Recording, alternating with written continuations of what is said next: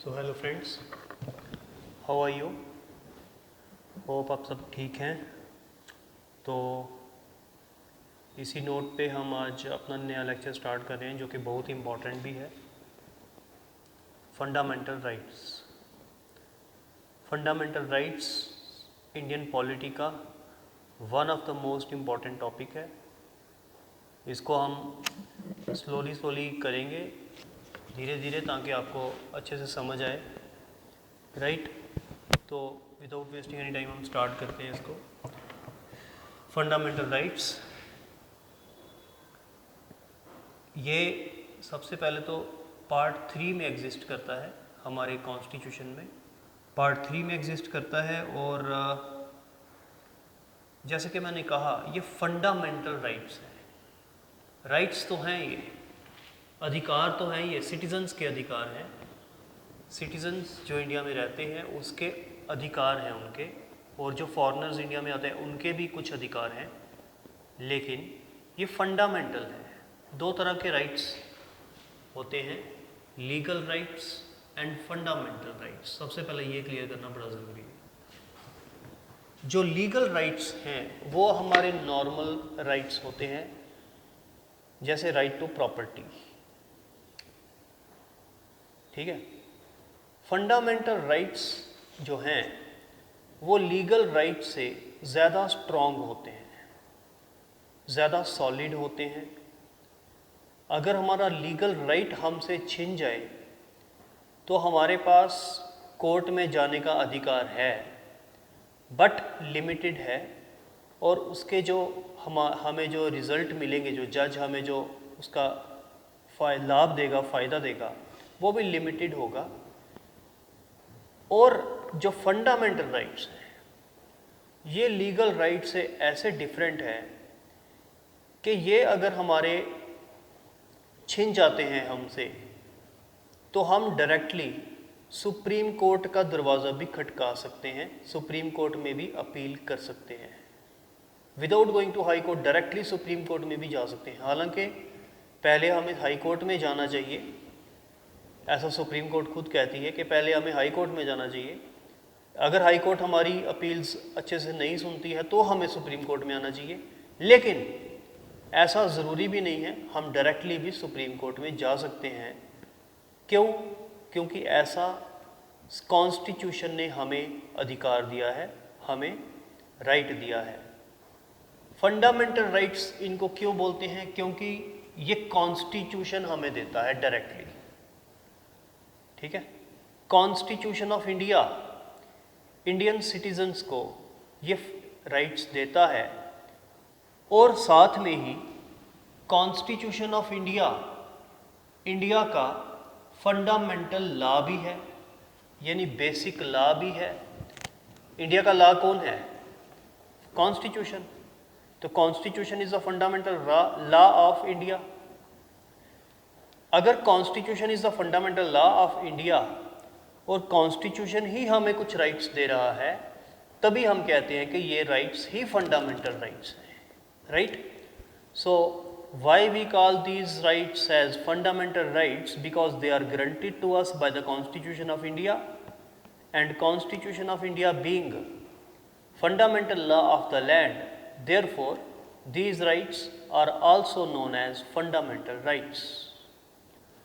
Okay, these rights are different from legal rights because legal rights are weaker as compared to fundamental rights.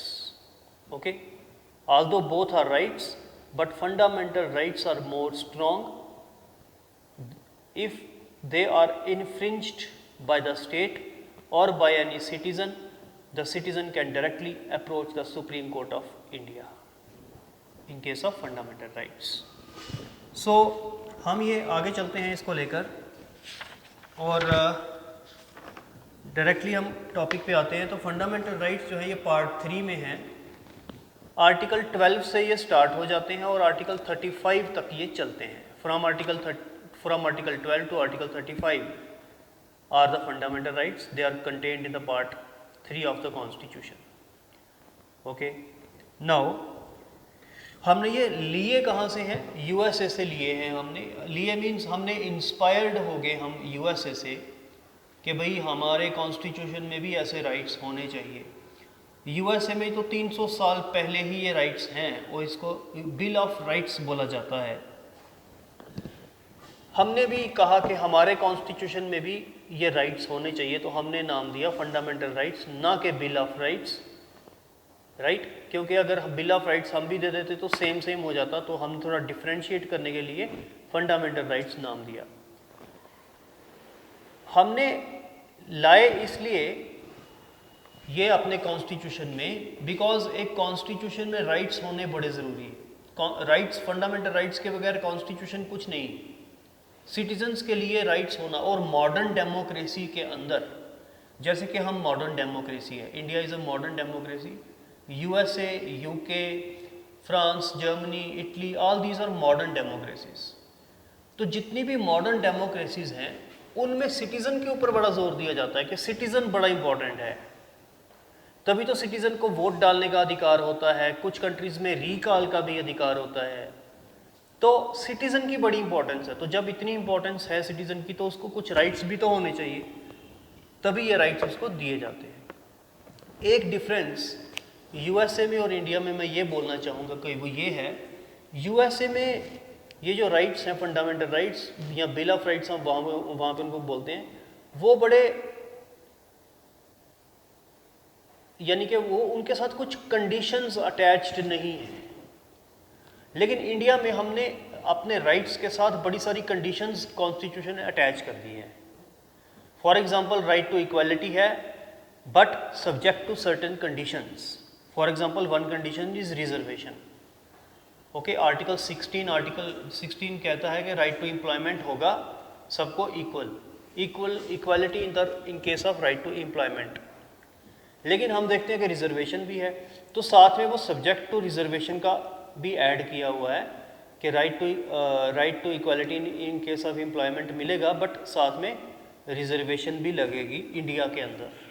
तो जितने भी हमारे rights हैं सबके अंदर कंडीशंस अटैच्ड हैं, और इन कंडीशंस की वजह से हमारे ये फंडामेंटल राइट्स का चैप्टर बहुत लेंथी हो गया है। इनफैक्ट हमारे कॉन्स्टिट्यूशन के लेंथी होने का एक रीज़न ये भी है कि हमारे फंडामेंटल राइट्स बहुत लेंथी हैं। और फंडामेंटल राइट्स इसलिए लेंथी हैं क्योंकि हर राइट के साथ जो कंडीशंस अटैच्ड हैं वो बहुत लेंथी हैं, राइट? आगे चलते हैं हम। ओरिजिनली हमारे कॉन्स्टिट्यूशन में 7 फंडामेंटल राइट्स थे, लेकिन एक जो था हमने डिलीट कर दिया, और आज की डेट में हमारे पास 6 फंडामेंटल राइट्स हैं। कौन सा डिलीट किया हम आगे जाकर देखेंगे। आगे चलते हैं।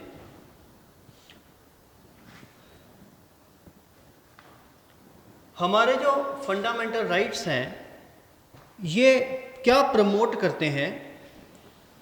ये पॉलिटिकल डेमोक्रेसी प्रमोट करते हैं। They promote the ideal of political democracy. Political democracy means हर एक इंसान को हक है वोट डालने का, इलेक्शन में खड़ा होने का। जितने भी पॉलिटिकल राइट्स हैं सारे सिटीजन्स इंजॉय करते हैं। तो इसलिए फंडामेंटल राइट्स को हम आइडियल ऑफ पॉलिटिकल डेमोक्रेसी भी कहते हैं। ऑब्जेक्टिव में ऐसे क्वेश्चन आ सकता है कि पॉलिटिकल डेमोक्रेसी है, इकोनॉमिक डेमोक्रेसी है, क्या है? तो आपने पॉलिटिकल डेमोक्रेसी इसको चूज करना है। आगे चलते हैं। तो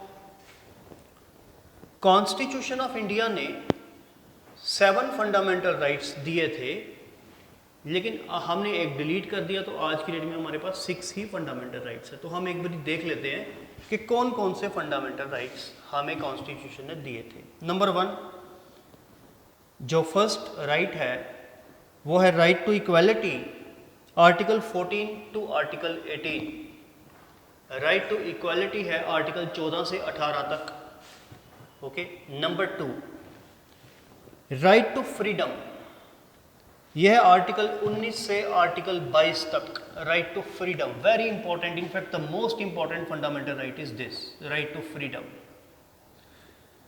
number 3 right against exploitation, exploitation के अगेंस्ट के किसी की एक्सप्लॉयटेशन नहीं हो सकती, उसका राइट है ये आर्टिकल 23 एंड 24। अब हम फोर्थ राइट पे चलते हैं, right to freedom of religion, article 25 to article 28। Next is article number fundamental right number 5, cultural and educational rights, article 29 and 30। Fundamental right number 6, right to property, ये है article 31 जिसको हमने delete कर दिया। So right to property article number 31 हमने delete कर दिया, क्यों किया अभी मैं इसके बाद समझाऊंगा। 7th फंडामेंटल राइट है राइट टू कॉन्स्टिट्यूशनल रेमेडीज, जो कि है आर्टिकल 32। ये सबसे इंपॉर्टेंट फंडामेंटल राइट भी हमारा है और B.R. अम्बेडकर ने इसको सबसे इंपॉर्टेंट फंडामेंटल राइट बोला था, आर्टिकल 32 को। ठीक है, तो हमने देख लिए हमारे 7 फंडामेंटल राइट्स, जिसमें से एक डिलीट हो चुका है। एक बार दोबारा देख लेते हैं। Number 1 right to equality, article 14 से 18। राइट टू फ्रीडम, आर्टिकल 19 से 22। Right against exploitation, article 23 and 24। Right to freedom of religion, article 25 से लेकर article 28। Cultural and educational rights, article 29 and 30। Number 6 है article right to property, article 31। And last right to constitutional remedies, article 32। अब सवाल ये पैदा होता है कि हमने राइट टू प्रॉपर्टी को हटाया क्यों। पहले ही देखते हैं कब हटाया। Right to property was deleted by 44th constitutional amendment in the year 1978। Okay, why it was deleted, now we will come to this. तो इसको 44th अमेंडमेंट ने हटाया, डिलीट किया 1978 में। क्यों हटाया, और ये भी बता देता हूँ, ये अब लीगल राइट है। राइट टू प्रॉपर्टी जो है अब ये एक लीगल राइट बन गया है, आर्टिकल 300 के अंदर आ गया है ये। ठीक है, पहले ये आर्टिकल 31 हुआ करता था, अब 31 की जगह कुछ नहीं है, और अब राइट टू प्रॉपर्टी एक लीगल राइट बन गया और आर्टिकल 300 में ये आ गया है, part 12 of the constitution. Part 12 article 300 में ये आ गया और एक लीगल राइट बन गया है तो अभी भी राइट, लेकिन लीगल राइट अब इतना स्ट्रांग नहीं रहा। तो आज की डेट में हमारे पास ओनली 6 फंडामेंटल राइट्स हैं, ओनली 6। राइट टू प्रॉपर्टी हट गया है। लास्ट में हम ये देखेंगे कि हमने हटाया क्यों, क्या जरूरत पड़ी।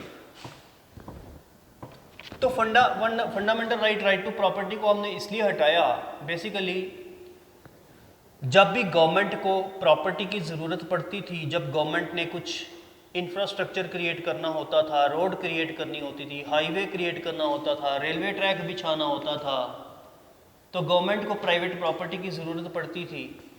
अब राइट टू प्रॉपर्टी था फंडामेंटल राइट, तो लोग सुप्रीम कोर्ट में चले जाते थे कि हम अपनी लैंड नहीं देंगे या महंगी देंगे।